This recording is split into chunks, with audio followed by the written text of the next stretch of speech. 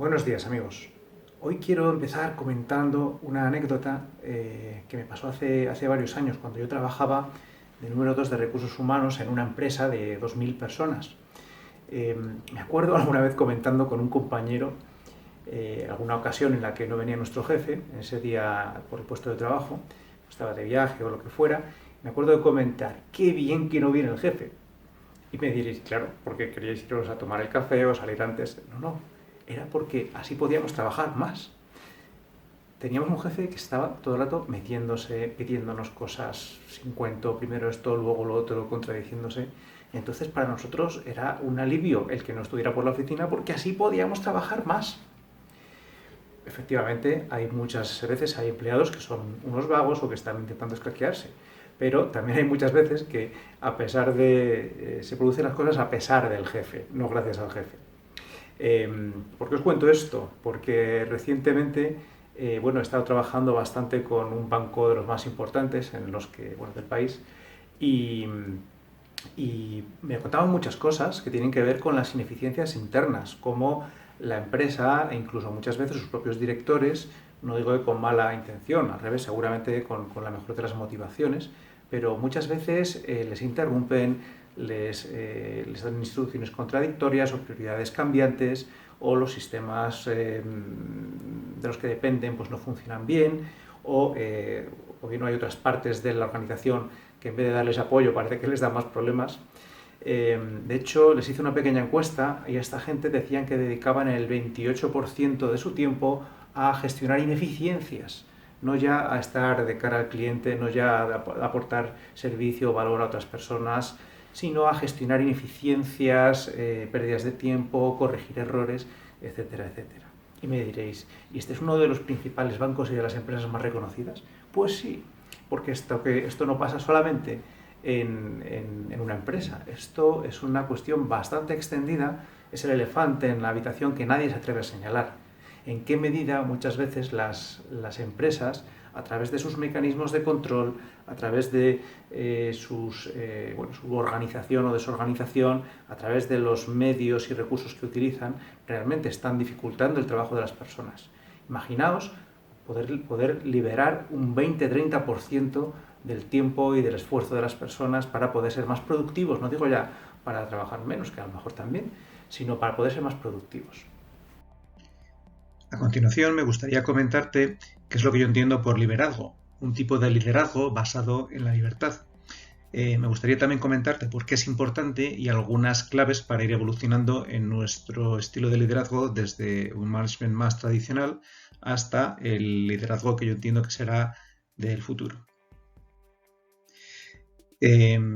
Veamos cómo sucede en los países a nivel muy global. Cuando tú ves que a las sociedades tienen más libertad, vamos viendo cómo crece su riqueza, en este caso la rentabilidad per cápita, y hay una clara curva, una clara evolución, y además no solo entre diferentes países y lugares geográficos, sino que en el tiempo aquellos que aumentan su libertad al cabo de pocos años van mejorando su bienestar. Si los ponemos a los países por cuartiles, también vemos como aquellos países que están en el cuartil superior de libertad también tienen más ingresos. Pero no solo es importante de cara a los ingresos, sino incluso de cara al desarrollo humano, también es interesante. Aquellos países más libres también tienen mejor desarrollo humano. Pero no solo eso, veremos que la libertad económica, curiosamente, cuando hacemos un gráfico mundial, vemos que está también correlacionado muy claramente con el PIB per cápita, como ya hemos dicho antes, pero también con la calidad de vida, índice de desarrollo humano, índice de desarrollo de mujeres, esperanza de vida infantil, un montón de factores distintos que vemos que todos están relacionados.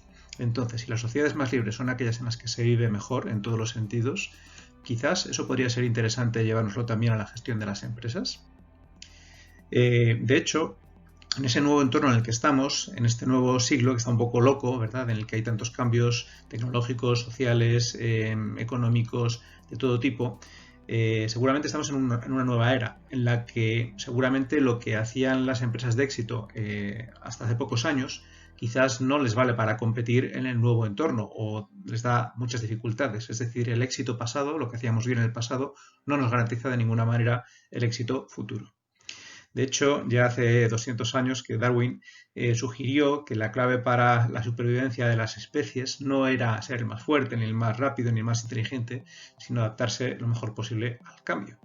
Y quizás tenemos que plantearnos si hoy en día la gestión que estamos haciendo desde las empresas está siendo adaptada al nuevo entorno o nos hemos quedado como un poco como empresarios.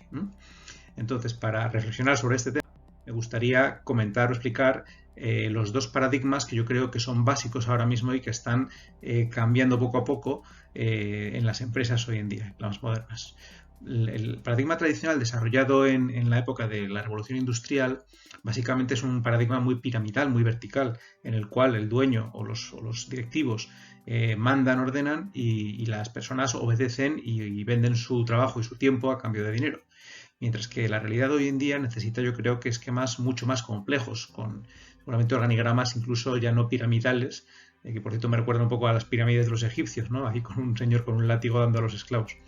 En este caso quizás unos organigramas más complejos, reflejo de una realidad más compleja en la que diferentes personas aportan diferentes ingredientes a esa colisión y a su vez también se relacionan con los stakeholders del entorno. Entonces un trabajador ya no solamente hace lo que le mandan, sino que además tiene criterio, tiene capacitación, tiene capacidad de tomar decisiones dentro de una dirección y de una coordinación que les dan los directivos. Con lo cual cambia esa manera de gestionar. Ya no puedes controlar lo que hace la gente, necesitas conseguir que la gente haga las cosas correctas por sí mismos.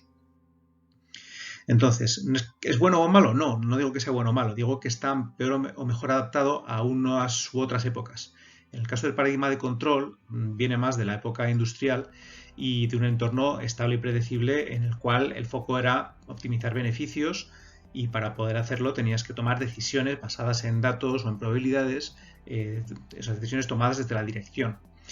Con una organización estática y predecible y con una jerarquía con una clara muy marcada por el poder y la posición, con trabajos sencillos y que se podía estandarizar y una mano de obra no cualificada.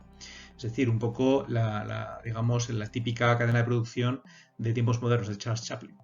Bien, por exagerar un poco y llevárnoslo al extremo, ¿vale? Que luego la realidad siempre es más compleja, hay puntos intermedios. Pero el nuevo paradigma quizás está más adaptado a circunstancias en las que ya no se trata tanto de producir una serie de productos de una manera mecánica y masiva, sino de gestionar muchas veces información compleja.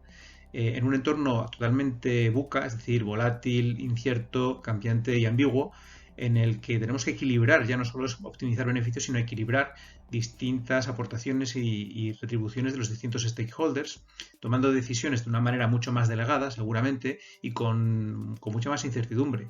En una organización cambiante en la que la autoridad tiene que ver con el mérito y no tanto con el poder, y con un trabajo complejo en el cual no puedes dar estándares, sino más bien orientaciones, para que la gente que es inteligente pueda tomar y que está cualificada pueda tomar sus decisiones adecuadas. Entonces, como digo, no es que sea buena o mala, sino que depende más de cuál es el entorno. ¿Estamos en un entorno más industrial ahora mismo o estamos en un entorno más complejo y tecnológico? Entonces, a partir de ahí vamos a ver algunas claves con las que podemos ir haciendo una transición, si nos ha parecido interesante, hasta un paradigma, como digo, más del liderazgo, liderar desde la libertad. Lo primero es cambiar la posición ya relacional, ¿no? Esto es muy interesante para verlo más en detalle, pero básicamente cuando entramos en una conversación partimos de una presuposición respecto a cuál es nuestra posición. Si partimos de una posición adulto-niño, seguramente alguien va a dar órdenes y alguien se va a quejar o resistir, mientras que si somos todos adultos seguramente podremos tener conversaciones más maduras, lo que no significa que alguien no pueda tener más autoridad o más poder, pero lo va a trabajar de otra manera distinta, no desde el reproche o el control, sino más bien desde la exigencia razonable. Desde el punto de vista de la confianza y la predisposición, que sabéis que es algo que luego tiende a ser autocumplido, profecía autocumplida, el método tradicional, pues desconfías y estás buscando el fallo porque lo que quieres es que no haya errores. Mientras que desde el liderazgo pues tienes que intentar cultivar ese potencial. En vez de evitar errores, pues tienes que buscar que esos errores sean motivo de aprendizaje. En lugar de centrarte en el proceso y el resultado para que eso sea lo que da los resultados, tendremos que generar un entorno en el cual las personas puedan dar lo mejor de sí mismos y producir esos resultados. a los colaboradores, en vez de simplemente que obedezcan lo que les mandamos sin tener ninguna perspectiva de qué es lo que está pasando, seguramente habrá que darles claridad, unos límites en los que actuar y un objetivo, pero dejarles más libertad para que ellos puedan actuar. Efectivamente, entonces pasar desde un paradigma de mando y control y seguimiento a dar mucha más libertad y autonomía. Eso también tiene implicaciones respecto a la responsabilidad y compromiso de los colaboradores. Pasamos de que la gente está intentando evitar que le caiga la culpa encima o le caigan las broncas a que la gente asuma corresponsabilidad y se comprometa de una manera colectiva y compartida con los resultados. Desde el punto de vista de la mejora, el método tradicional lo que te provoca es hacer muy bien lo que siempre habías hecho, pero no te permite la excelencia y la innovación que piden los nuevos tiempos. Y también no es lo mismo el grado de la emoción que predomina, que es la ansiedad y el estrés por conseguir que todo esté como estaba previsto, frente al orgullo y la satisfacción de que los planes salgan bien, como había en alguna película que todos conocéis. Y por último, ¿qué opina o no qué opino yo, sino qué opinan los expertos, qué opinan la gente que ha creado cientos de empresas, que ha tenido éxito en el mundo de los negocios en primera persona? Bueno, pues seguramente nos hablan de la importancia de tener un buen equipo, rodearte de los mejores, incluso mejores que el propio líder, de también recompensar y premiar a aquellas personas que realmente son los que producen los resultados y también darles un alto grado de libertad y mientras les cuidamos razonablemente para que las personas puedan dar lo mejor de sí mismos. Y con esta reflexión me gustaría cerrar este concepto simplemente con una palabra, una etiqueta. ¿Qué tal si ya pasamos de no solamente hablar de management y hablar de liderazgo? ¿Qué tal si hablamos del liderazgo? Es decir, de en qué medida el líder es capaz de liberar todo el potencial que tienen sus equipos y canalizarlo en la dirección adecuada. Simplemente acabar haciéndote una pregunta incómoda: ¿en qué medida eres tú uno de esos líderes? Una de esas personas con las cuales las personas sienten que pueden dar lo mejor de sí mismas.